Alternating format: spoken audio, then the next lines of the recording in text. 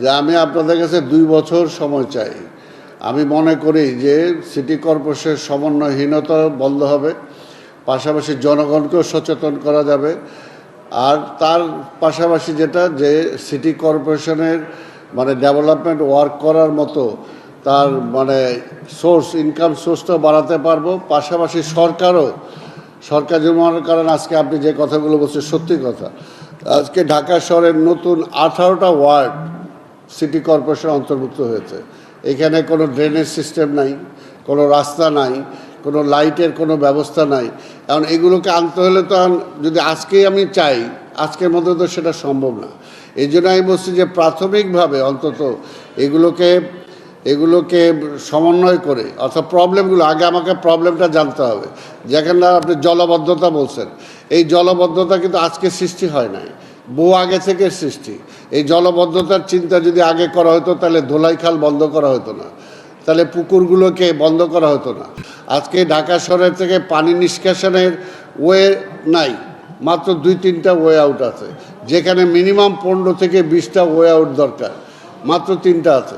সেটা দিয়ে হয় না। আজকে দেখেন ধানমন্ডির নিউ মার্কেট এলাকার মতো এলাকা, আজকে ঢাকা কলেজ একটু বৃষ্টি হলে পানিতে ভরে যায়। অর্থাৎ এখানে পানি নিষ্কাশনের একটা ওয়ে ছিল বিডিআরের ভিতর দিয়ে, সেটা সেটা বন্ধ হয়ে গেছে।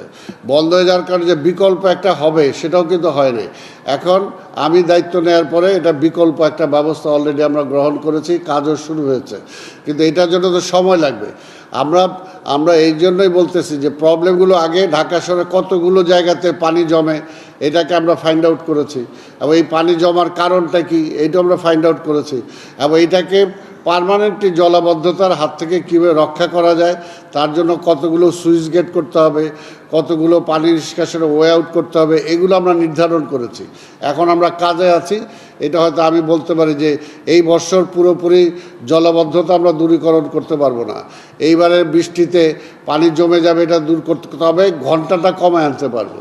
যেটা আগে 12 ঘন্টা লাগতো বা 2 দিন লাগতো, এবং সেটার জন্য আমরা বিভিন্ন কাজ করেছি। তার মধ্যে পোর্টেবল পাম্প আমরা ব্যবস্থা গ্রহণ করছি, অর্থাৎ পানিটাকে যতটুকু পাম্প করে নিষ্কাশন করা যায়।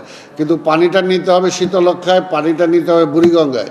কাজে এই ওয়ে আউটটা যে পর্যন্ত না করতে পারবো সেই পর্যন্ত কিন্তু জলাবদ্ধতা কম বেশি থাকবে।